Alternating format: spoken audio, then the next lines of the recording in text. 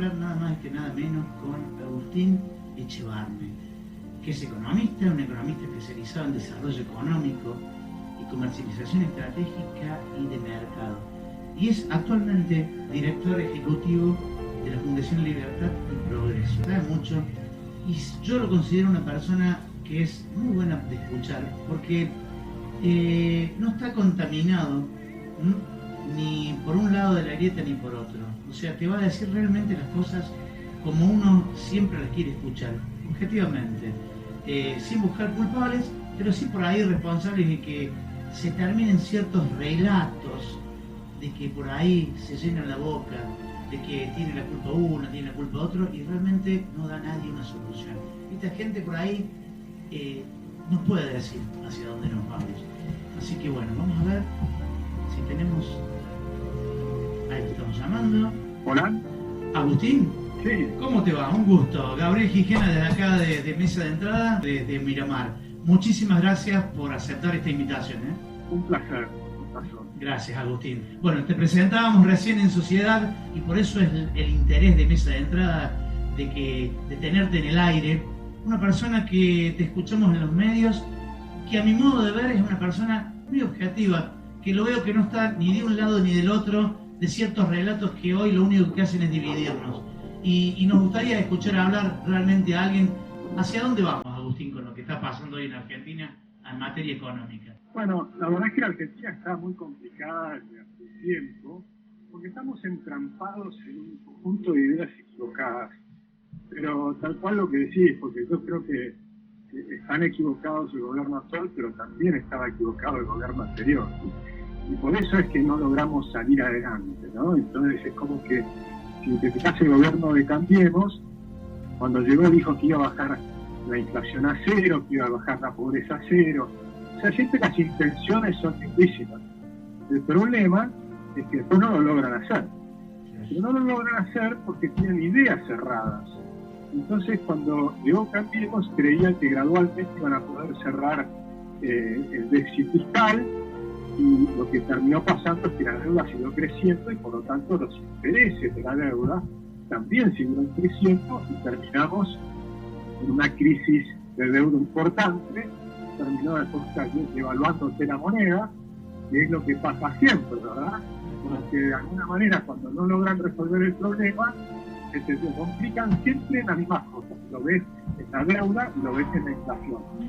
Discúlpame, Agustín, hablas del tema deuda, y eso es una cosa que creo que están usando siempre como un caballito de batalla, como para tirarse esos carpetazos que se tiran, la culpa la tenés vos nos endeudaste, vos me endeudaste a mí, vos me dejaste con deuda. ¿Cuál es realmente el origen de la deuda? Y no es buscar un culpable. ¿Cómo fue realmente el arrastre de deuda de un gobierno a otro, por lo menos en la parte de democracia? Bueno, está muy bueno la pregunta, porque fíjate que muchos se quejan de la deuda, pero después se quejan de los que pedimos que no haya déficit fiscal. Claro. Y el origen de la deuda es el déficit fiscal. Para ponerlo en términos muy simples, si en tu casa gastas más de lo que te ingresa, te endeudas.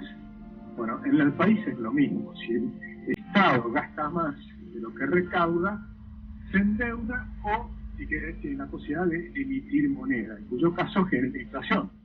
Por eso siempre tenés el problema y vas a tener las dos cosas, deuda e inflación. Porque en algunos momentos dicen, bueno, vamos a frenar la inflación, como están haciendo ahora. Entonces, ¿qué empiezan a hacer? Empiezan a tener más deuda, ¿no? Entonces empieza el Banco Central a emitir deuda. Entonces tienen menos emisión de moneda, un poco menos emisión de moneda, que sigue siendo altísima, porque 60% anual. Pero al mismo tiempo aumenta el stock de deuda del Banco Central, que hoy ya son 3 billones de pesos, o 3 billones de pesos. 3 millones de millones. 3 billones. Un 3 con 12 ceros. O sea, la cantidad de dinero que hicieron, y es una deuda remunerada del Banco Central. Es más, tan rápido lo están haciendo que hay billetes que salen de un lado sin numeración. Bueno, sí, eso son tal cual. Pero digamos, para ir a lo concreto, si gastás más de lo que te ingresas, generás deuda. Entonces, muchas veces discuto con gente de izquierda y me dicen, ahorita vamos a encontrar una buena, entonces tenés que estar a favor de lo que nosotros decimos, que hay que tener un ajuste. ¿Qué es el ajuste? Es no gastar más de lo que te ingresa, un punto. Pero la pregunta es cómo logramos no gastan más que lo que ingresan. Y ahí viene el problema, porque entonces hay que mirar los gastos y los ingresos. Cuando miran los ingresos, son los impuestos. Los impuestos son altísimos en Argentina, tan altos que las empresas quiebran y se van del país. Entonces, evidentemente, no podés seguir subiendo impuestos, y sin embargo, todos los gobiernos siguen aumentando impuestos. Y no solo a nivel nacional, tenés también los impuestos provinciales e incluso los municipales, porque teóricamente los municipios no pueden tener impuestos, pero te inventan tasas. Sí. Entonces te ponen una tasa a la publicidad, que te ponen una tasa a veces a los parques eólicos, es decir, como si te pusieran un impuesto al viento, o te ponen una tasa a los parques solares, y te ponen un impuesto al sol, porque alguien descubrió la posibilidad de tomar energía del sol y de concentrar la energía del viento. Bueno, esos impuestos van matando la rentabilidad, hasta que las empresas no dan plata. Cada vez que viene una crisis, no es lo que pasa en el mundo. Si viene una crisis, las empresas tienen crisis, les bajan los impuestos, tratan de aliviar los temas para que puedan sobrevivir. En los países lógicos, en los países pensantes. Claro, ¿y qué hacemos nosotros? Nosotros le ponemos más impuestos y además les prohibimos despedir, y si despedís te ponen el doble indemnización. Entonces, ¿qué pasa? Te quiebran las empresas. Entonces, cuando miran los ingresos, vos ves que no podés aumentar los ingresos en Argentina, porque simplemente lo que estás haciendo es matando empresas. Por lo tanto, cada vez más difícil recaudar. Entonces, veamos que el otro tema, que sean los gastos. Si no va a hacer nada por los ingresos, tenés que eliminar los gastos. Y ahí viene el problema, nadie quiere cortar gastos. Si te dicen los gastos es imposible recortar, pues si recortas un gasto, del otro lado hay una persona, una familia y demás. Como si las empresas no fueran personas y familias. Claro, ¿no? Si los despedidos que saquen las empresas no tuvieran gente, está bien, claro. Claro, pero si vos hiciste quebrar 22.000 empresas, ponele que tengan 10 personas cada uno, son 220.000 familias. Entonces estás hablando de 1 millón de personas. Entonces cuando uno no se da cuenta de lo que significa destruir las empresas, pero además hay una cuestión lógica. El sector privado, las empresas son cada vez menos, y el sector público va creciendo y se hace cargo de todos los problemas. Entonces cada vez es más grande el sector público y el sector privado más chiquitito, que es el que paga la fiesta. Y Agustín, ¿el sector público sabe hacerse cargo de esos problemas? ¿O siempre está en esa forma chabacana de decir, yo me hago cargo de esta línea, yo me hago cargo de la otra, y se mete unas metidas de pata bárbara que son peores? Bueno, evidentemente es imposible que se haga cargo de los problemas porque no sabe cómo hacerlo. El Estado, por ejemplo, el Estado empieza a ponerle trabas a la TAM, las líneas aéreas. Tiene un problema la TAM, en todo el mundo tiene problemas porque en la pandemia no pueden volar. Entonces, pero acá los obligamos a seguir pagando el 100% de los sueldos, no les permitimos ir a bajar los sueldos cuando no estás volando. Porque si no tienes ingresos, las empresas, ¿cómo hacen? Tratar de achicar los gastos para sobrevivir. Bueno, la TAM tuvo problemas en todas partes, por supuesto, pero se cerró una crisis. Entonces ahora los sindicatos reclaman que el Estado se haga cargo de los sueldos. Se supone que el Estado se hace cargo de los sueldos, pero ¿quién paga el costo? Entonces tenés que ir a tomar plata al sector privado, que es el único que tiene plata. Entonces haces quebrar a otras empresas del sector privado. Entonces, ¿qué círculo vicioso? Que viene de hace décadas, ahora es un punto que ya no va más. Y no más porque Argentina no crece desde los 14, que estamos yendo para abajo. Ahora hace 3 años rápido para abajo. Si bien es cierto que ahora se está recuperando una economía, la realidad es que tenemos muchas menos empresas que el año pasado. El año pasado teníamos menos empresas que el año anterior. Y así venimos desde 2017. Pero me hablas de una recuperación de la economía, digamos, pero claro, o sea, pongamos un número, si de 100, con todo este problema que hay, pandemia incluida, mala gestión y todo lo demás, bajaste a 20, y de 20 tuviste 10 de recuperación, o sea que estás en 30, qué bárbaro, tengo un 50% de recuperación, pero de un número bajo. Claro, nosotros estamos bajando, para que haya una idea, el año pasado caímos 10%, 2 años anteriores 2,2 y 2,6%. Y este año vamos a rebotar. Estamos hablando con Agustín Echevarne, la verdad, lo que se ve es lo que nosotros queremos plasmar en mesa de entrada. Es alguien súper objetivo, en el cual nadie no te va a decir, sí, la culpa es de uno, la culpa... No, acá la culpa es de los dos. La culpa es de las promesas que nunca van a cumplir. La culpa es de decir, voy a hacer tal cosa y después irse para el otro lado. Y con esto, mis queridos amigos, lo único que quiere hacer Mesa de Entrada es decirte, cuidado con las promesas. Cuidado con los largos discursos diciendo que van a hacer, no sé, la Torre Eiffel en la mitad de la plaza de Malvinas, porque vamos a construir un puente que nos va a unir con Australia. Y lo aplaudamos y estemos contentos.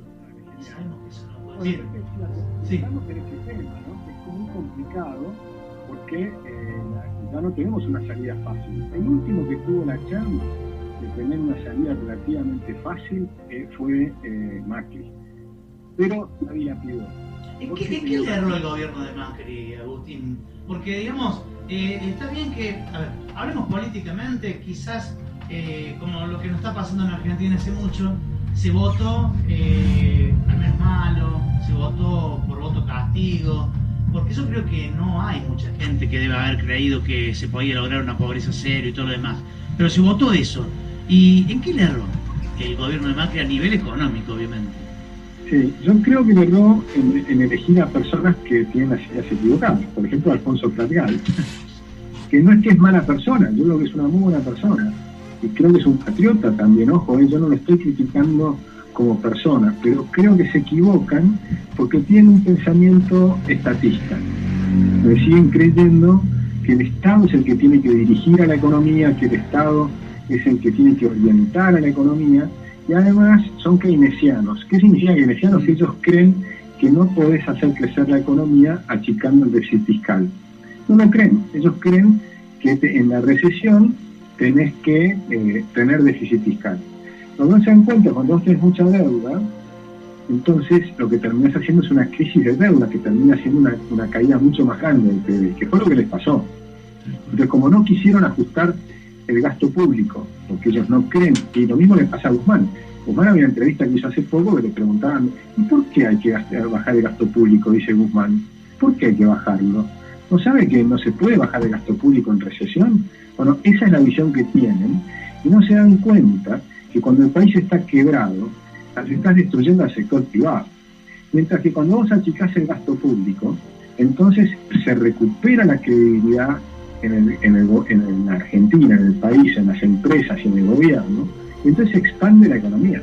Por eso en los países que están en la quiebra o al borde de la quiebra, una reestructuración que le devuelve la credibilidad hace que vuelvan las inversiones y tenés una recuperación rápida.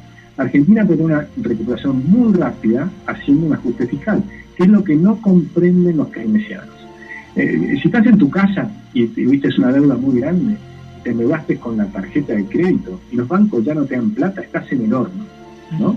Bueno, así es Argentina. Argentina está en el horno. Explícame después justamente con el tema del préstamo, digamos. Yo quiero que expliques y quiero que lo escuchen desde un economista, porque realmente por ahí se escucha gente que toma para la chacota el tema, lo toma como un número de competencia entre un gobierno anterior y el tema del riesgo país. Explícanos bien, uno lo conoce, pero quiero que en la boca de un economista lo escuchen, ¿qué es el riesgo país?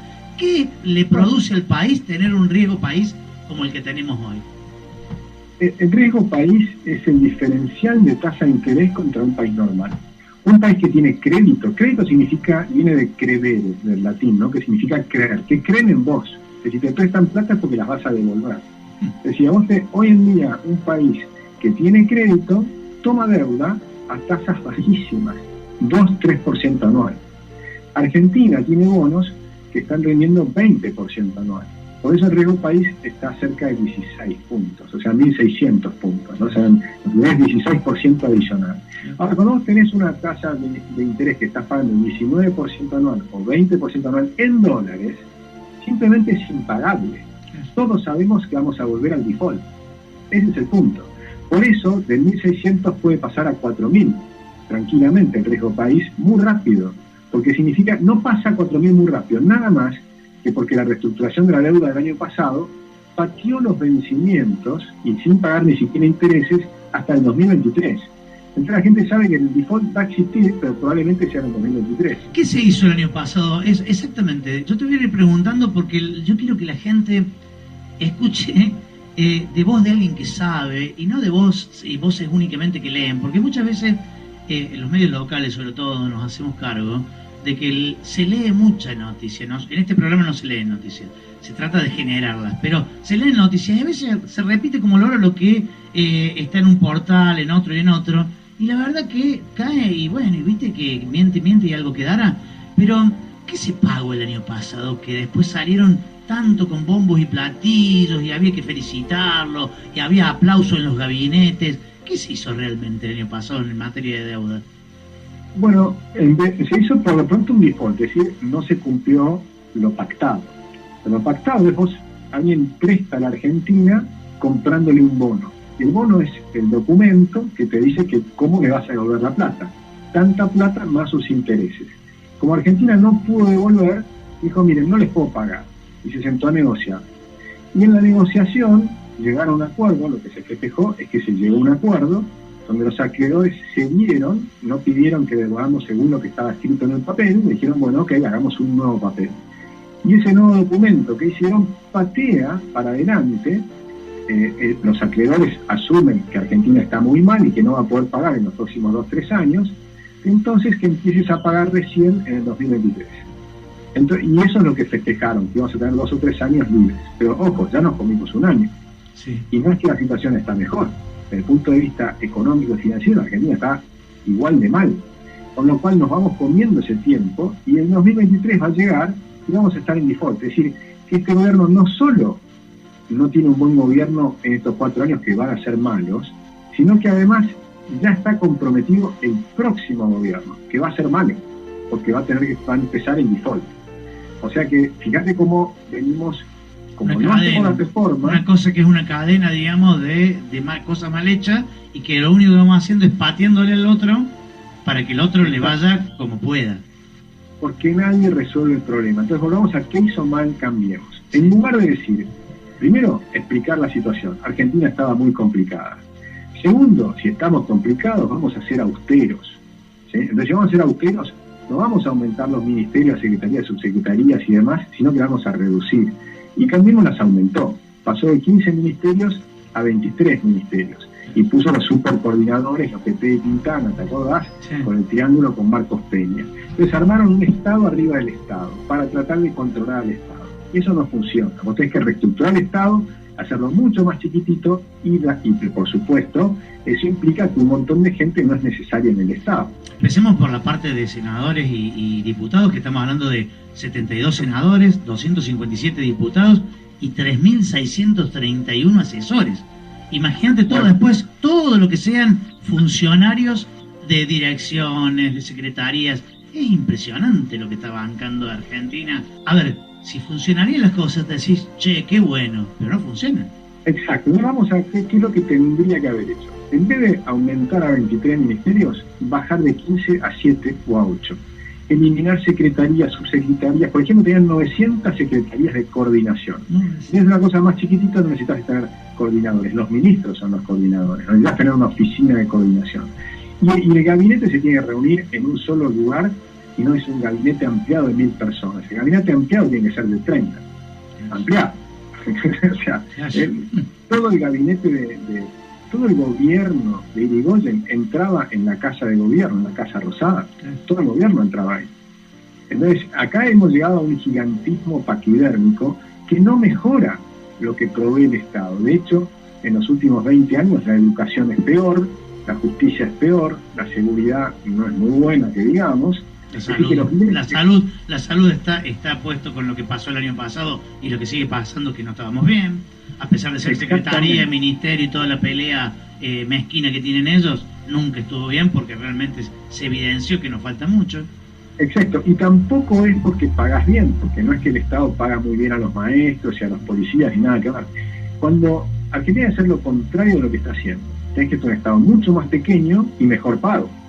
Si nosotros tuviéramos, en vez de 4 millones de empleados públicos, tuviéramos 2 millones de empleados públicos, yo te aseguro que tendríamos mucho mejores servicios y además le podríamos pagar el doble a los policías a los maestros y demás, porque los otros 2 millones de personas estarían generando actividad productiva privada y generando impuestos para pagar a los que están en el Estado. Sí, el tema que muchos te dicen, claro, pero si yo achico de 4 millones a 2 millones, hoy estoy echando a 2 millones de personas, ¿y qué hace esa gente? ¿Qué hacen esas 2 millones de personas si hoy no hay trabajo? Claro, tenés que generar trabajo. Exactamente, entonces, ¿qué hace esa gente? Esa es la buena pregunta. Entonces vos tenés que tener un sector privado que aumente en más de 2 millones de personas. En realidad, en nuestro programa tiene que aumentar en 4 millones de empleos privados en 4 años. ¿Cómo lográs entonces que el sector privado te cree 4 millones de empleos en 4 años? Bueno, entonces empezá a mirar cómo hacemos para que las empresas ganen plata, porque esa es la única manera. Pero siempre buscamos enemigos, y un enemigo de este gobierno actual es el empresariado, siempre. Bueno, y ahí estás en el horno, porque el único que te puede sacar adelante son las empresas. Y cuando pensamos en las empresas, no pensemos en la inmensa empresa como Tequila. No, pensemos que hay 1 millón de chicos que van a entrar al mercado laboral y que ellos tienen que hacer sus propias empresas, ¿sí? Entonces son microemprendimientos, después van a ser pequeñas empresas y algún día algunas de ellas serán grandes empresas. Pero entonces lo que hay que mirar es el futuro. ¿Cómo van a crear estos chicos empresas? Bueno, lo que hay que hacer es bajarle los impuestos, eliminar probablemente 170 de los 180 impuestos que hay en Argentina. Tienes que eliminar las regulaciones, por ejemplo, esta ley anti-teletrabajo, que le obliga a imagínate un chico de 20 años que hace una empresa con unos amigos que pueden estar en cualquier parte del mundo o de la Argentina, por internet, y lo hacen por el celular. Y están generando cosas que diseñan y que venden al exterior. Bueno, en Argentina, si un chico hace eso, hoy, de cada $100 que produce, el Estado le saca 70. Qué bien, ¿no? Qué incentivo. Entonces, imagínate, es imposible que ese chico salga de la pobreza. Y después nos preguntamos por qué los chicos se quieren ir. Claro. Exacto. Y después ese chico quiebra y le tiene que pagar un plan social. Claro. Entonces terminás perdiendo la empresa, pierden los empleados que ya no tienen trabajo y, por supuesto, todos van a buscar el subsidio social. Entonces nosotros tenemos que pensar cómo hacemos para que estos chicos ganen plata. Entonces, primero lo que tenemos que tener es moneda sana, dólar. Entonces eliminamos el peso y tenemos dólares. Se acabó. Argentina tiene moneda sana por los próximos 100 años. ¿Sí? Y se acabó. No hay más inflación. Se acabó la inflación. Punto. Tenemos dólares, se elimina el peso. Y eso lo haces de un día para el otro. En un proceso de 3 meses se cambian todos los pesos por dólares y se acabó. No tenemos más moneda. ¿Por qué? Porque los políticos nuestros no saben manejar la moneda. Punto. Y hay que asumir eso, porque si no asumimos eso, la inflación, esa posibilidad de crear moneda, falsificar moneda, de imprimir billetes que los controlan los políticos, es la forma de robar a los pobres, a ese chico que está haciendo esa empresa. Después, cuando tenés moneda sana, no puede estar más seco. Por lo tanto, si el tipo vende $1, le entra $1. Si vende $100, le entran $100.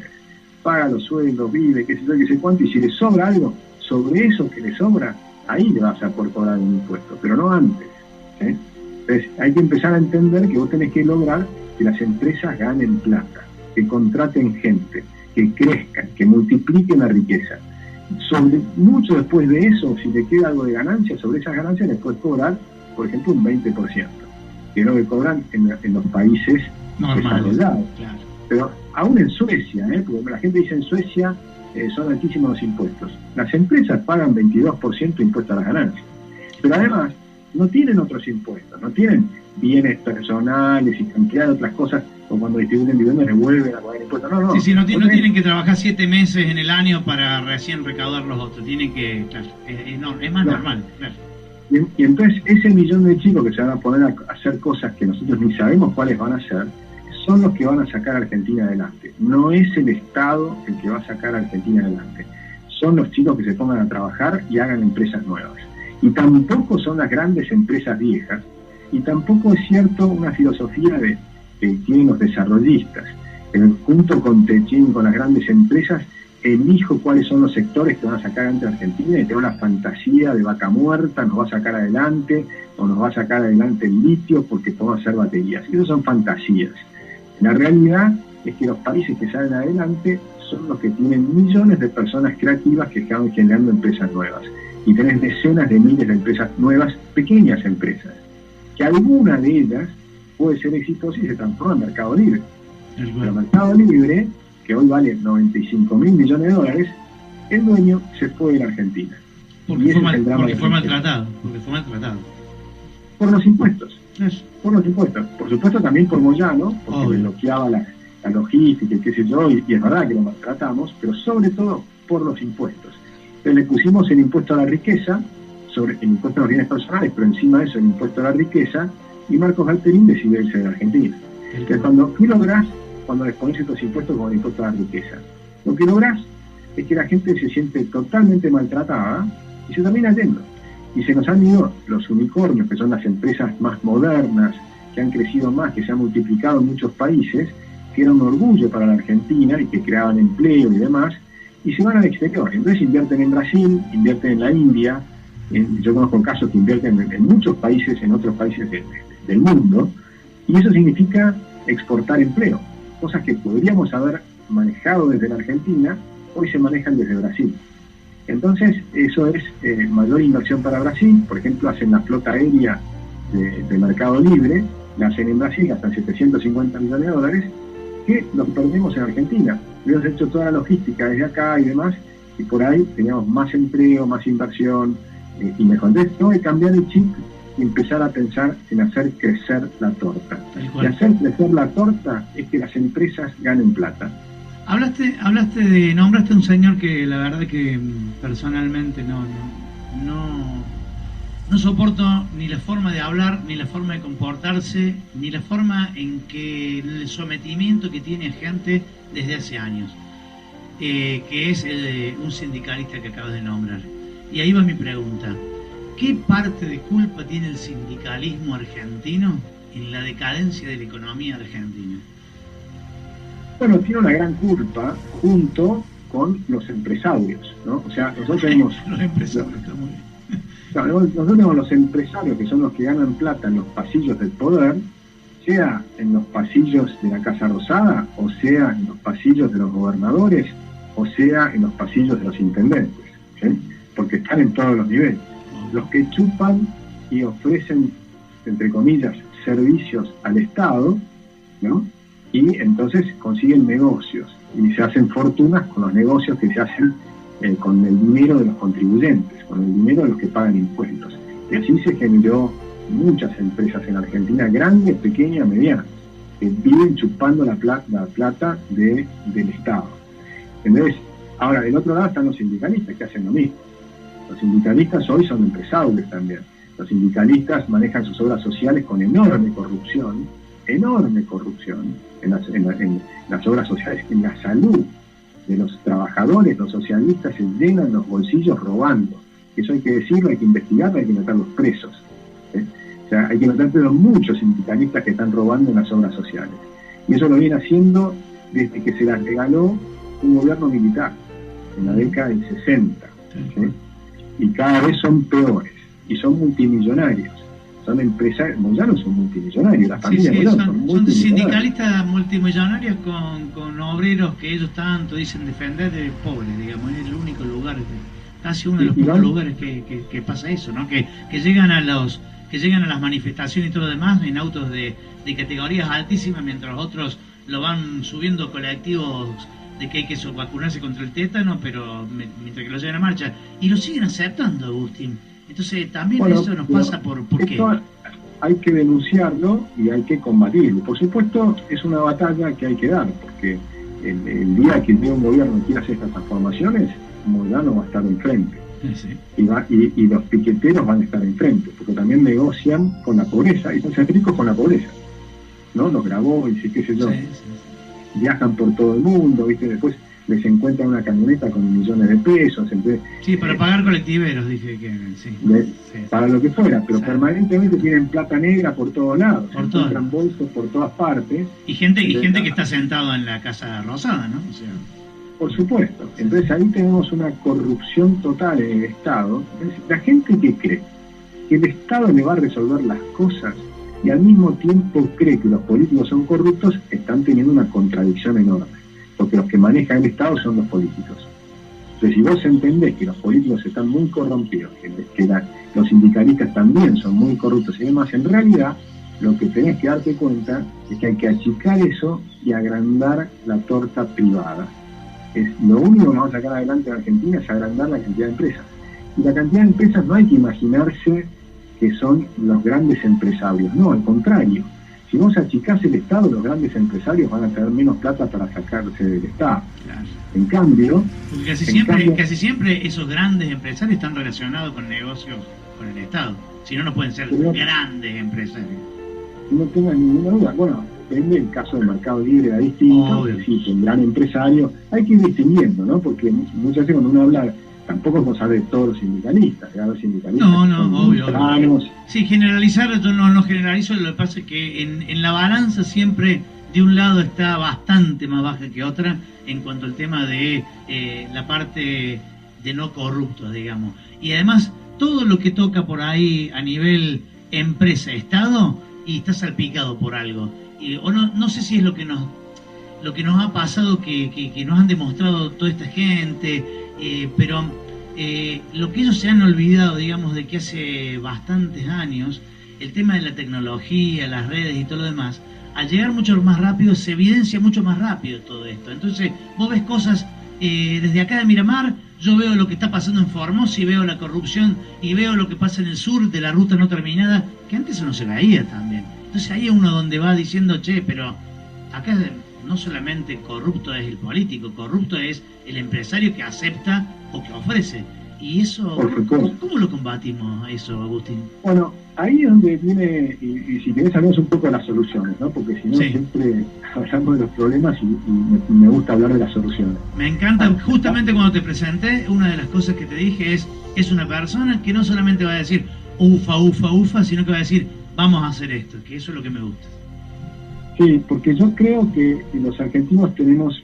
Vos mirás, yo recorro mucho la Argentina, ¿sí? Y camino por todos lados, por todos los lugares que te ocurre, yo trato de caminar y conocer gente, ¿no? Y hablo con todo el mundo. Entonces, cuando vos mirás la Argentina, es un país que tiene todas las condiciones, por supuesto, naturales, que todos lo sabemos, tenemos las vías navegables más impresionantes, toda la cuenca del Plata. Pero si vas de Formosa, que harás recién, Formosa misma tiene el Pilcomayo, el Bermejo, el Paraguay, o sea... Sí. Tenés ríos impresionantes. Cuando tenés ríos, tenés riqueza. Toda riqueza del mundo se hizo al lado de los ríos. Siempre, desde las primeras civilizaciones en el Tigris y el Éufrates, o el Nilo, ¿no? En África, Egipto y demás. Siempre el río es riqueza, porque son vías navegables y es agua y demás. Y al lado tenés las tierras. Entonces, Formosa podría ser súper rica. ¿Por qué es pobre? Porque tiene 70% de empleo público. Entonces vive de lo que le da el resto del país. Formosa no tiene por qué recibir nada del resto del país, puede ser rica por sí mismo. Pero el problema es creer que permanentemente es lógico que durante décadas y décadas y décadas una provincia viva de las demás. Eso no está bien, eso hay que terminarlo. Entonces hay que terminar con la coparticipación federal. Cada provincia tiene que vivir por sí misma, ¿sí? Es un tema muy importante. Hay que bajar impuestos y permitir que crezca el sector privado. O sea, hay que desarrollar el sector privado en cada provincia. No puede ser que vivan del Estado, que el 70% de la gente viva del Estado es un disparate. Entonces, ¿cómo logramos todo esto? Bueno, con votos. Y este es un año electoral y lo que necesitamos es votar distinto. Votar a gente que proponga algo diferente. Pues si vos vas a votar a los mismos que te proponen lo mismo de siempre, lo que vas a tener es el mismo resultado, pero peor. Porque como esto se va agravando, y que el sector privado es cada vez más chiquitito y el sector público cada vez más grande, si vos votás a alguien que te proponga que el Estado va a resolver los problemas, estás en el horno. Estás en el horno porque vamos a volver a una nueva crisis. De hecho, vamos a ir a una nueva crisis. Pero la pregunta es cómo vamos a salir de esa crisis. Y la única manera de salir en serio de esa crisis es agrandando al sector privado. Entonces, preguntate quién ofrece agrandar al sector privado. Porque esa es la única solución. Y agrandar al sector privado es quién te ofrece eliminar impuestos, quién te ofrece eliminar regulaciones y quién te explica cómo lo van a hacer. Y eso lo vas a encontrar en un solo grupo de gente, que son los que se están juntando ahora en el Frente Vamos. Esa es la realidad. Son los economistas que hace 1000 años te vienen explicando que vamos a entrar en crisis, por qué íbamos a tener problemas, por qué no iba a funcionar lo de Cambiemos, y no funcionó. Los que te explicaban por qué no funcionaba el cepo de Cristina, y no funcionó. Los que te explicaban por qué iba a aumentar la inflación, y te aumentó. Lo que te explicaba el año pasado, cuando el gobierno actual decía que iba a bajar la inflación, que no lo iba a lograr y que iban a subir la inflación. Y hoy tenemos una inflación más alta, porque ahora la inflación anualizada de este año, estamos en un 55% anual. Entonces, sí, 30%... ofrecían medicamentos más baratos y yo soy consumidor de una pastillita que salía a 380 pesos en diciembre y ayer lo pagué a 800, pero no se dice nada de eso. Eso no es inflación, eso no, como es una pastilla, lo digo para que sepa, porque es colchicina, que es por el tema de gota y todo lo demás, 380 pesos, 800 pesos, pero no, eso no impacta, porque eso no debe estar en ninguna canasta básica y no se ve, pero estamos hablando de un 5%. Y aún la canasta básica también subió mucho más que los salarios, o sea, los salarios cayeron. Entonces, la ventaja que yo veo es que, o lo que a mí me parece que estoy viendo, es que hay cada vez más gente que empieza a comprender el problema. Y si comprenden el problema, lo que falta es que se animen a votar distinto. Porque hay muchísima gente que votó a Cambiemos porque quería un cambio. O sea, los que votaron a Cambiemos es porque querían un cambio, no querían más el estatismo, lo que nos venía pasando. Ahora, lamentablemente ese gobierno no hizo lo que la gente creía que iba a hacer. Entonces eso no funciona. Entonces ahora se está juntando esto que es Republicanos Unidos, donde está López Murphy, Gustavo Segre, Nacha Lassa y una cantidad de economistas que vienen explicando estos problemas, probablemente se van a unir en un frente más grande que se llama Vamos, que todavía no está firmado el acuerdo, pero están yendo hacia allí, con Javier Milei, José Luis Espert y otra cantidad de gente. Lo que tiene de interesante este frente es que son los que creen en la economía de mercado, en la economía libre. ¿Qué significa eso? Que creemos en la gente. Creemos en que la gente puede vivir por sí misma. Que nadie va a salir de la pobreza porque el Estado te saca de la pobreza. Que vas a salir de la pobreza cuando lo que vos trabajes te sirva, tengas una moneda en la que puedas ahorrar, y ese ahorro te va a permitir salir de la pobreza. Todos los que te ofrecen mayor consumo no te están diciendo cómo salir de la pobreza, porque mayor consumo nunca salir de la pobreza. No. El consumo no te saca de la pobreza. No, lo que te saca de la pobreza, te endeuda. Claro, lo que te saca de la pobreza es la capacidad de ahorrar. Claro. La capacidad de ahorrar en moneda sana, en dólares. ¿Sí? Cuando los que vienen del extranjero a trabajar en Argentina, de Bolivia, Paraguay, puede ser como Mucamas o como lo que fuere, y ahorran, ¿en qué ahorran? En pesos, ni a palos. Con lo poquito que pueden, compran dólares. Y con eso van a ayudar a sus familias que están en el exterior. Bueno, yo quiero que en Argentina todos puedan ahorrar en dólares, ¿sí? Y que tengan salarios altos. Pero para tener salarios altos, tienes que tener impuestos bajos. Es un sueño. O sea, lo que está ofreciendo, digamos, y vamos ya al tema, digamos, donde vos estás metido bien en la política a nivel de economista o asesorando en este frente que se está armando, lo primero que te dicen es y ustedes son peor que los de Cambiemos porque quieren gobernar solamente para los ricos. Es una speech que te lo van a usar en contra de cualquier persona que piense diferente a esta bipolaridad que se ha formado ahora. Antes era radical peronista, ahora es esto, kirchnerismo, contra, digamos, Juntos por el Cambio. Todo lo que vaya por el medio le van a tirar pedradas de donde sea, y lo que te están diciendo es, no, libertad, lo que tienen pensamientos liberales son personas de que te quieren dejar pobre, mansalva, y es porque no conocen realmente el pensamiento liberal. Fíjate lo siguiente, de las grandes empresas, ninguna financia a este frente, ninguna. ¿Por qué será, no? Porque nosotros queremos abrir la economía y que compitan. Y las empresas grandes en Argentina, acá no digo todas, por supuesto, ¿no? Porque excluí, por ejemplo, a Mercado Libre, que la nombramos, pero la gran mayoría de las empresas grandes en Argentina tienen negocios con el Estado. Y nosotros queremos achicar todo eso. Entonces vamos a sacar prebendas, vamos a sacar protecciones. Después, como queremos que los salarios no solo sean altos, sino que además tengan los mejores bienes y los mejores precios del mundo, eso implica que tengas una economía abierta. Por lo tanto, por ejemplo, todas las empresas textiles que están protegidas y van a tener un problema serio porque nosotros vamos a abrir la economía. Ahora, lo vamos a hacer racionalmente, con tratado de libre comercio, y van a tener 5 años para adaptarse. Pero se van a tener que adaptar. Eso va a implicar que o inviertan o van a tener que hacer acuerdos con empresas internacionales o lo que sea. Pero acá nosotros queremos tener un jean al mismo precio que en Chile, no al doble. ¿Sí? queremos tener que las computadoras valgan lo mismo que en Chile, ¿no?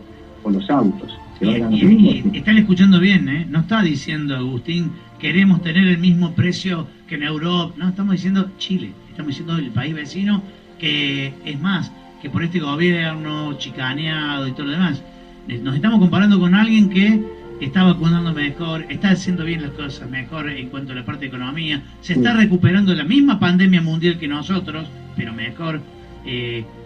Por ejemplo, Chile hoy en cuánto tiene, por ejemplo, el riesgo país. Oye, ¿cuánto pide plata Chile y le prestan?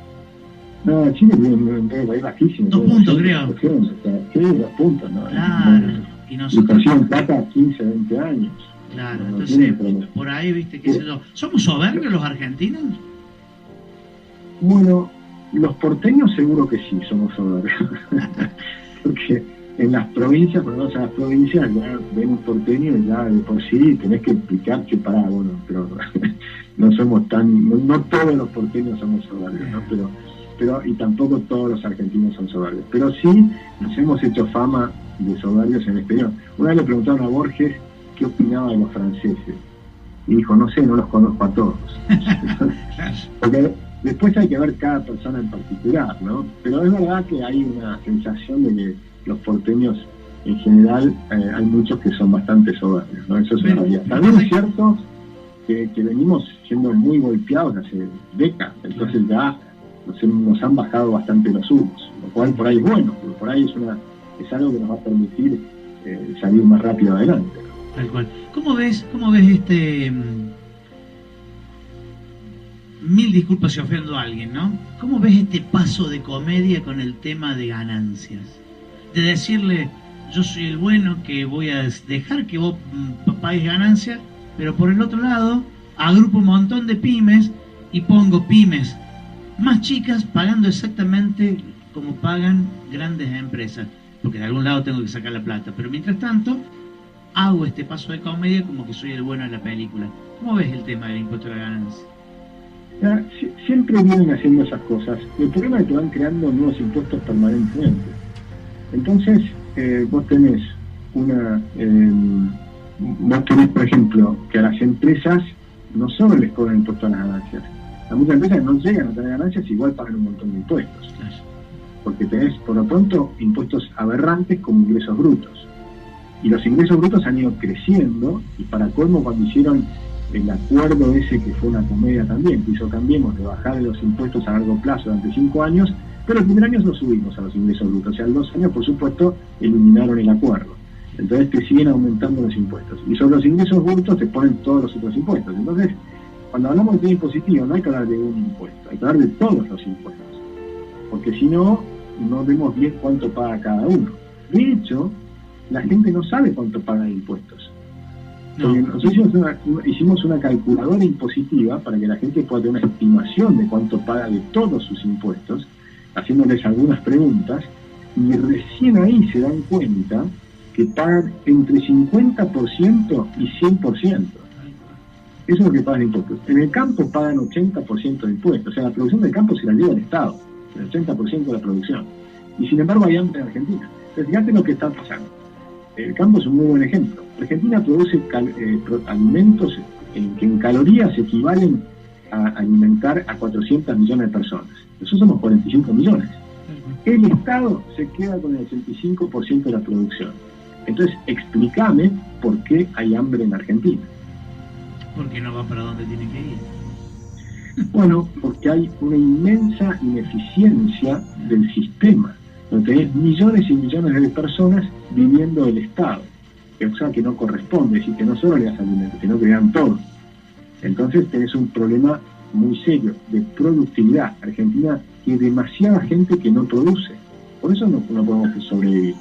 Si vos tenés el doble de gente en el Estado de la que necesitas, pero además tenés un montón de gente que vive en planes sociales y tampoco trabaja, ¿sí? O trabaja en cosas que no tienen productividad absolutamente nula. Entonces ahí tenés un problema muy serio, porque productividad, ¿qué es? Es que el trabajo que vos haces tenga un producto, es decir, que tenga un mayor producto.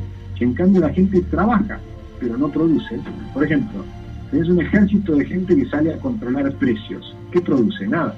produce nada más que macanas. De hecho, empeora la economía, baja la productividad de la economía por tener ejércitos de contadores de precios. Y la persona que va a contar el precio, por ahí es una buena persona, y por ahí trabaja bien, y hace bien el trabajo que le indican, y cuanto mejor lo haga, peor, porque peor le va a ir a la economía. Entonces, todo ese tiempo de trabajo es de productividad negativa. Si vos a ese ejército de personas los echás y van a buscar trabajo en el sector privado, y supone que le paguemos el sueldo durante un año, aunque se quede en su casa, en la economía va a andar mejor. Pero si además esa persona consigue un trabajo privado, va a crear riqueza. El salto para Argentina es enorme, de tener un ejército de personas que no producen nada a tener un ejército de personas que producen riqueza. Entonces el país se enriquece. Esa es la forma de salir de la pobreza. O sea, digamos de que en el caso de que vos me estás diciendo, e incluso yo también lo escuché en sus bases, en lo que ustedes están proponiendo, cuando hablan del tema de planes sociales y todo lo demás, que dicen otros de los latiguillos que si esta gente que está formando lo de mente liberal y todo lo demás anularían los planes sociales, ¿cómo se manejarían ustedes con los planes sociales? Bueno, efectivamente haríamos lo que llaman un plan empalme, es decir, para que vayan pasando al sector privado productivo. Es decir, el único plan social que sirve es un buen trabajo privado. Porque el buen trabajo privado es lo que te permite salir de la pobreza. Un plan social jamás te va a sacar de la pobreza. Un buen trabajo sí, porque vos empezás a trabajar, si tenés una moneda sana, vas a poder ahorrar, vas a aprender en el trabajo, con lo cual vas a ir subiendo de categoría en el trabajo, o vas a saltar a otra empresa porque te pague un poco más, y entonces entras en el camino que te va a permitir salir de la pobreza. O ahorrás y haces tu propio después emprendimiento. Salís a vender lo que sea, o pones un kiosco, o lo que fuere. Entonces salís de la pobreza. Mientras que el plan social, si vas a vivir décadas del plan social, lo que vas a hacer es destruir a tu familia. Porque no solo no vas a salir de la pobreza, sino que vas a destruir a tu familia. Vas a perder la autoestima, te va a ir mal con tu mujer, con tus hijos, ¿no? Sí, tu mundo se va a ir a desmoronar de todas formas, porque te vas a ir comiendo bases tuyas que en algún momento te vas a caer, tal cual.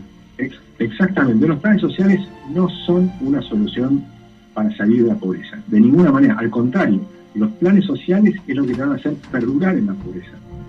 Y si después te entras en ese círculo donde lo que haces es ir a tirar piedras para conseguir más planes sociales, o que te mejoren algo, que te den un colchón, o que te tiren una casa gratis o lo que sea, tampoco vas a salir de la pobreza. Porque la salida de la pobreza es salir de la pobreza mental. Está en la cabeza. Es saber que podés salir de la pobreza por vos mismo, saber que podés trabajar, pero tenés que estar en una economía que funcione bien, que crezca, que haya trabajo, que salgas a buscar trabajo y lo encuentres, ¿no? Entonces, y que sepas que lo que te pagan, lo que ahorres, lo agarras en una moneda sana. Eso es un país que funciona bien. Y eso era Argentina. Porque en Argentina era así. Hace 70 años Argentina era una máquina de sacar gente de la pobreza. ¿Y qué nos pasa? ¿Y qué nos pasa? Nos pasó eso, nos pasó que la gente empezó a creer que tenía derecho a que le den cosas sin trabajar. Y eso se llamó justicia social. Pero en serio, fue así. Nos convencieron a muchos argentinos que tienen derecho a tener cosas solamente porque tienen su necesidad. Y que la forma de igualar era siempre para abajo, nunca para arriba. Bueno, de la forma de igualar era sacar a los ricos y dar a los pobres. Entonces, ¿qué significaba? Que si vos tenías derecho a una casa, te tenían que dar una casa. ¿De dónde sacaron eso? ¿Por qué tenés que construir una casa para otra persona? ¿Por qué?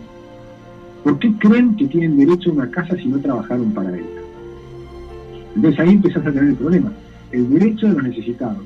Evita decía, en cada necesidad hay un derecho. O sea, si vos tenés necesidad, tenés el derecho a tenerlo. ¿Qué significa? Que tenés derecho a que otro te la construya. ¿Por qué el otro tiene que ser esclavo tuyo y construirte la casa? Que alguien me explique quién te da derecho a que otro trabaje como esclavo para vos. Entonces que le saquen con impuestos la plata para construirte a vos unas viviendas sociales. ¿Por qué? No hay un derecho a eso, no existe ese derecho. El derecho existe a trabajar. y a ganarte la plata con tu esfuerzo. Y con ese esfuerzo vas a poder construir tu casa, o vas a poder alquilar y después comprarte una casa poco a poco. ¿Sí? Entonces, el mecanismo es distinto. La Argentina está totalmente prostituida. Las mentes de muchos argentinos, de la mayoría lamentablemente, están prostituidas. Y ahí te voy a hacer una última pregunta, porque sé que estás con los tiempos medio jugados, pero sé que no sos del palo, pero a ver, Agustín Echevarne, cualquiera que pueda googlearlo, ve todo lo que he estudiado, sos profesor, sabes un montón, tenés licenciaturas y tenés todo lo demás. O sea que sabes lo importante de la educación. Todo lo que me acabas de decir, mucho tiene que ver el estado en el que está la educación hoy. Si bien sos economista y todo lo demás, sos obviamente una persona que me puede responder cómo está la educación hoy, y sacarlo de la pandemia, porque viste que todos nos escudamos, sí, que la pandemia, que las burbujas ahora y todo lo demás.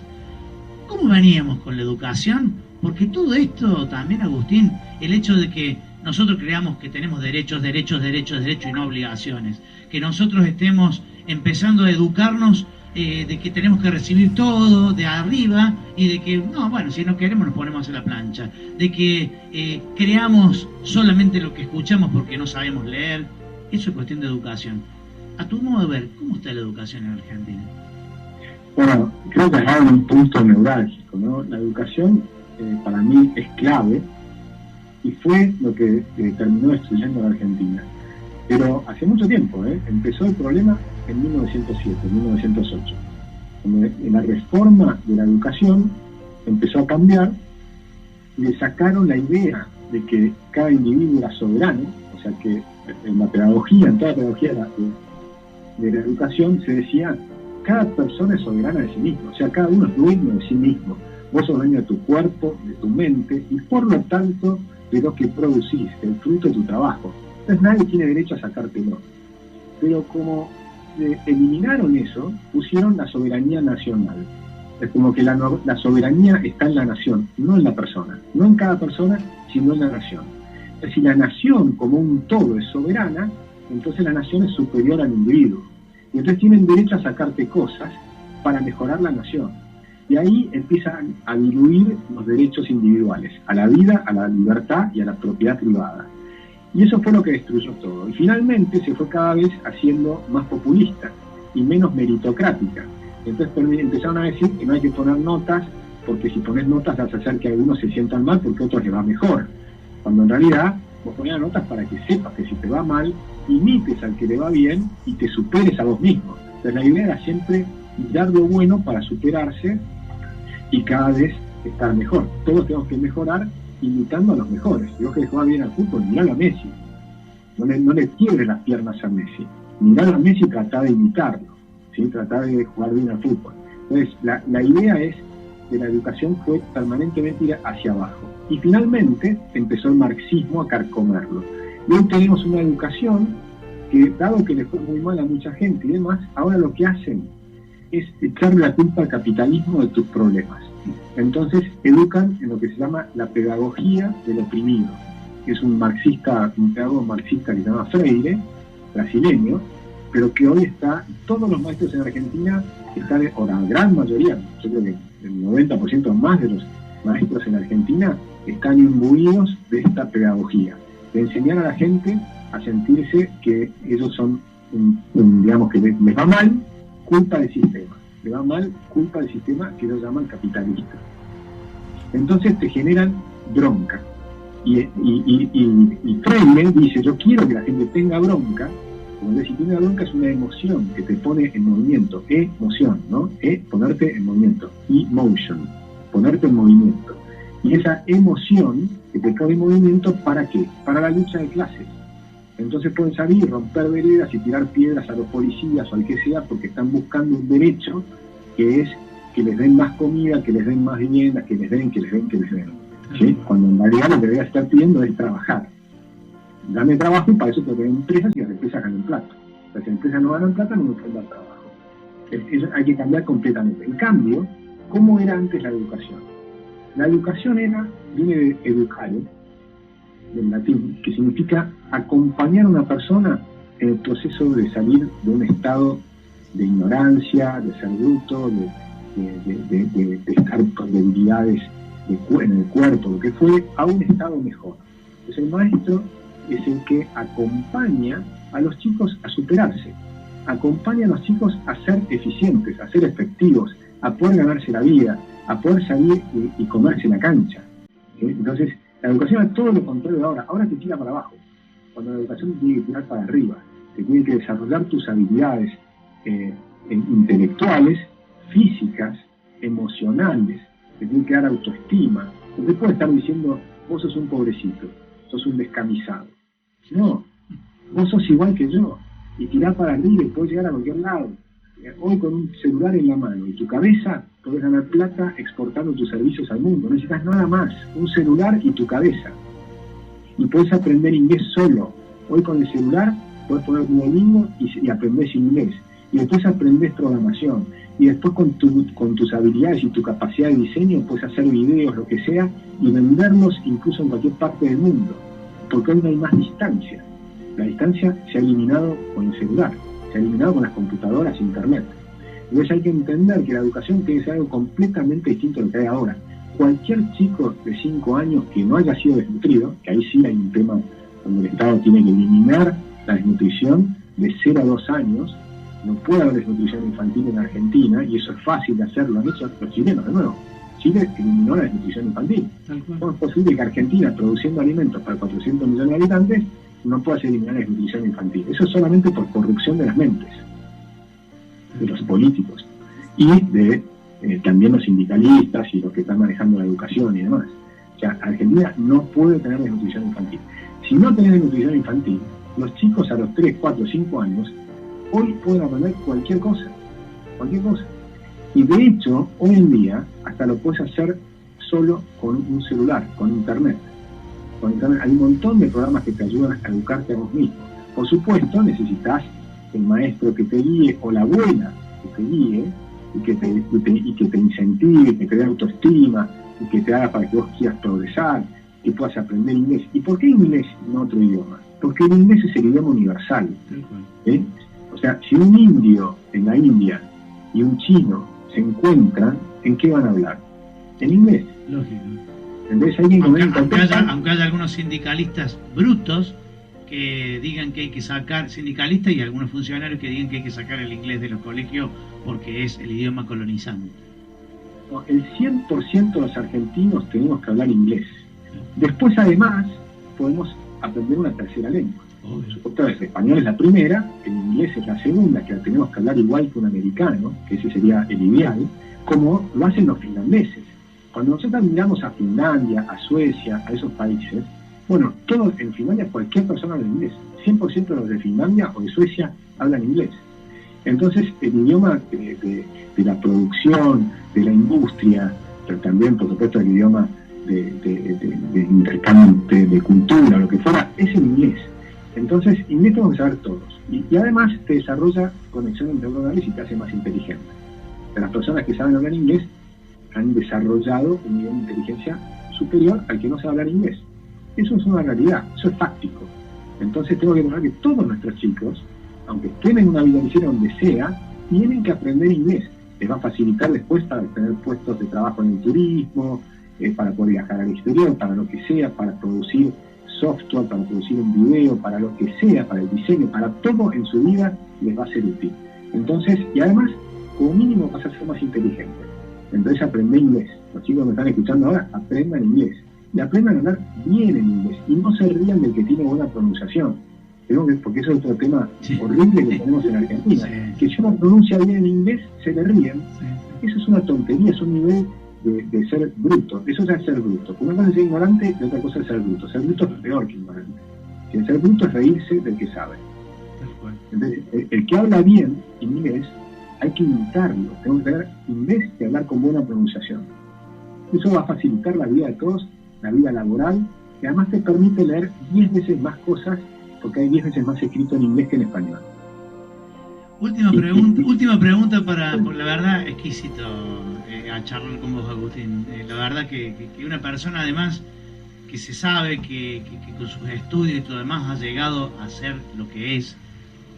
Sos un tipo lógico, ¿me entendés? Y a mí personalmente la gente lógica me encanta, porque decís cosas que a algunos le deben decir, oh, chiste, se cree tan fácil, pero son cosas lógicas y son cosas que nos hace ver cuánto nos debe la clase política a nosotros, los argentinos. ¿Cuánto nos debe? Sí, yo no te diría la clase política, te diría nosotros mismos. O sea, cada argentino tiene que pensar distinto, ¿no? Porque si nosotros pretendemos que los políticos cambien, no vamos a cambiar a Argentina. Lo que vamos a cambiar somos cada uno de nosotros. Y por lo pronto, cómo votamos.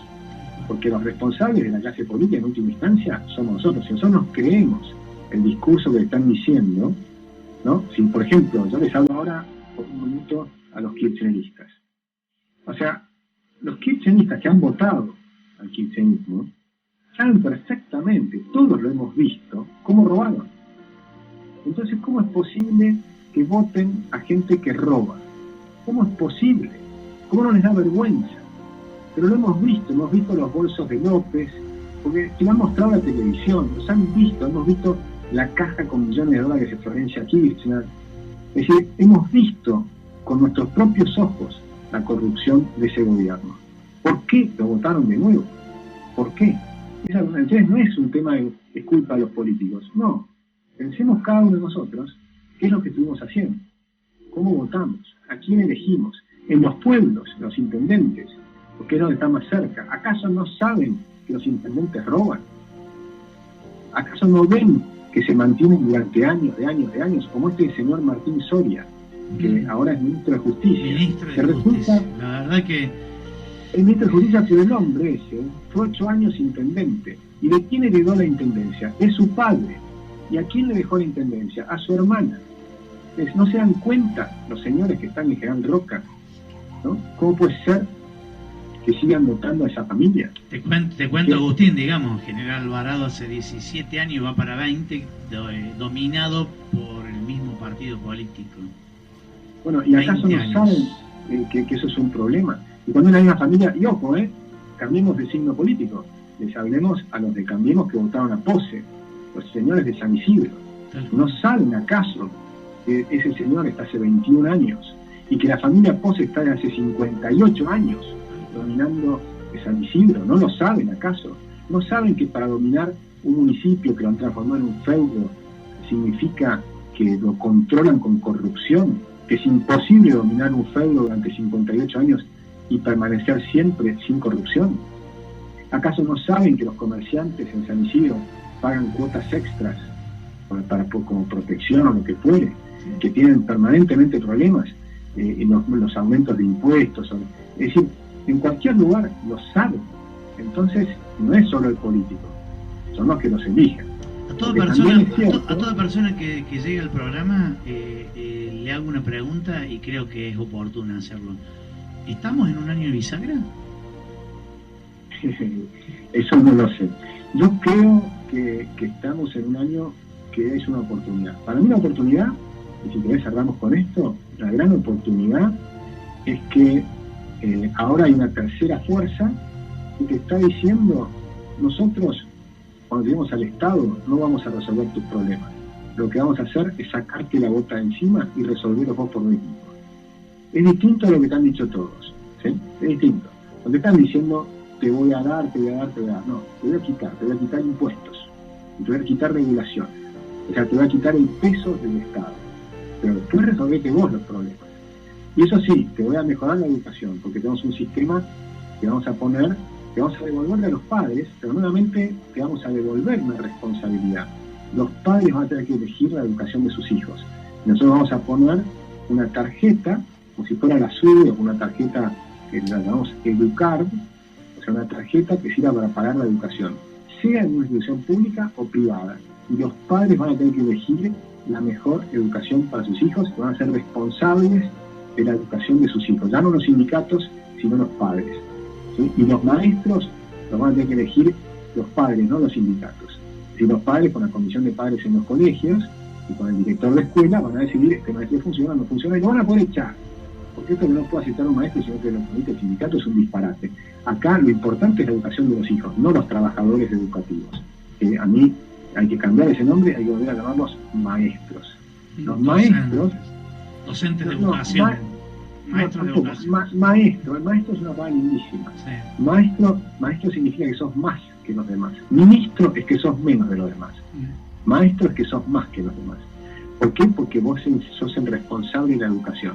Ahora, un maestro jamás va a ser bueno. No existe. Puede ser bueno un trabajador de la educación, un docente. Un maestro no. Un maestro jamás va a ser bueno. Un maestro es Sarmiento.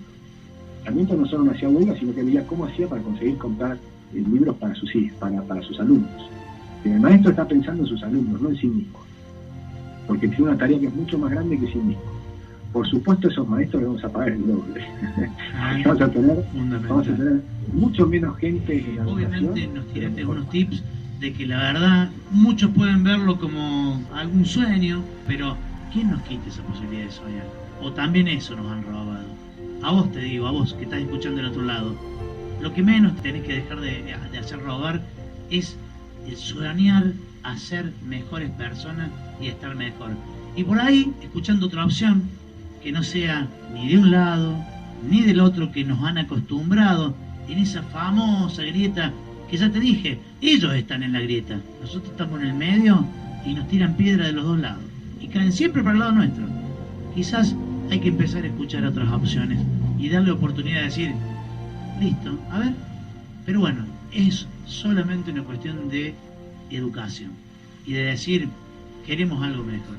Así que yo te invito, Agustín, para que en otro momento hablemos más de lo que se está juntando con algunas personas, digamos, que son muy resistidas, pero quiero creer que quieren sacar el país adelante.